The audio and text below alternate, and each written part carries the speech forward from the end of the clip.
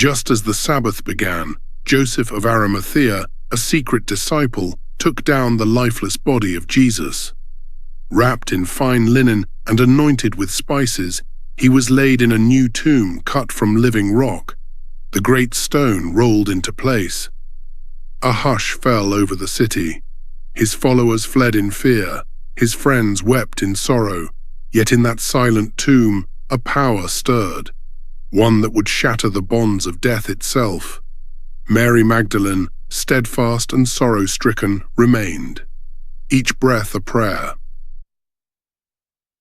Peter, once brash, now consumed by guilt, forever marked by his threefold denial before a crowing cock. Locked behind barred doors, they whispered of prophecy and ransom, scarcely daring to hope that the man they loved would conquer the grave. The Apostles' Creed declares he descended into hell. Though not detailed in the Gospels, as the Sabbath began, Jesus lay in the tomb, his body lifeless, the hopes of his followers seemingly buried with him. Of that silent cavern, the world's hopes lay buried, and the grief-stricken women watched through tear-blurred eyes as guards sealed the stone, unaware that what lay behind it would shatter death's dominion.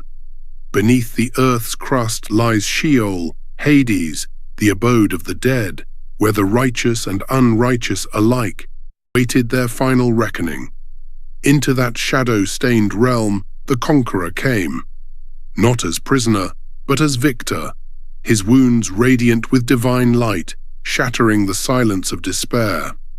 For Christ also suffered once for sins, the just for the unjust, that he might bring us to God, being put to death in the flesh, but made alive by the Spirit. 1 Peter 3:18-19. He who descended is himself, also he who ascended far above all the heavens, that he might fill all things. Ephesians 4:10. Then cried out the Lord with a voice as of thunder, Lift up your gates, O you princes, and be lifted up, you everlasting doors, that the King of glory may come in. At his command, the iron bars of hell snapped asunder, and the patriarchs, Adam and Eve, Abraham, Isaac, Jacob, rose from their chains, eyes filled with dawning hope. Irenaeus paraphrases that our Lord went to the regions beneath the earth, preaching remission of sins to those believers of old. Against heresies 4.27.2, Augustine teaches that Christ broke down the gates and iron bars of hell, setting free all the righteous held since Adam's fall. Summa Theologiae, question 52. As Jesus advanced into the haunted realm of Hades, the demonic princes, Death and Satan themselves, rose from their thrones, aghast that this wounded man claimed lordship over their domain. In the Gospel of Nicodemus, we hear Satan's incredulous challenge. Perhaps thou art that Jesus of whom our prince Satan said, By thy death of the cross thou wast destined to receive the dominion of the whole world. Their mockery turned to panic as Christ's voice, gentle yet unbreakable, commanded, Lift up your gates, O you princes, be lifted up, you everlasting doors. And the iron bars of hell shattered at his word.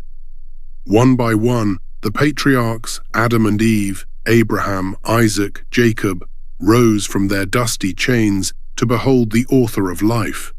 A mighty procession formed, Moses with tablets in hand, David with harp, Isaiah with scroll, each led by the pierced hands of the victor, walking toward a stair of radiant mist. In medieval drama and art, this moment is called the Harrowing of Hell, the moment when the souls of the just, held captive since creation, finally emerge into the dawn of mercy and grace.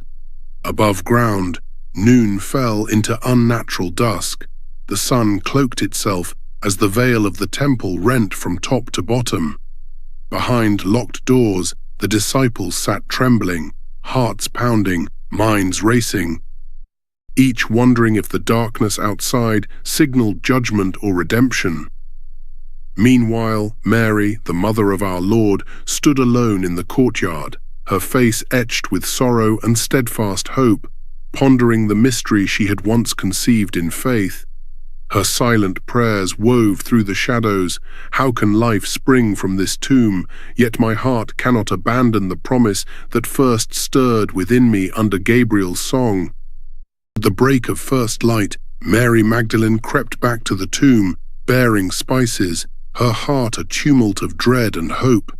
The massive stone, once a seal of despair, now lay cast aside. The air itself seemed to hum with the promise of new life. Two angels in garments of dazzling white asked, "Woman, why do you weep?" And in that instant, Mary turned and heard her name called with an intimacy that shattered her sorrow. Mary.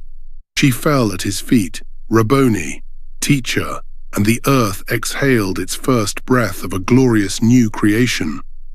The tombs were opened, and many bodies of the saints who had died were raised.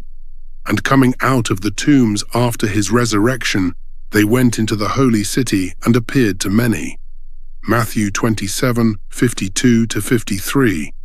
This event occurred after Jesus rose, indicating these saints' resurrection was a direct consequence of his victory over death.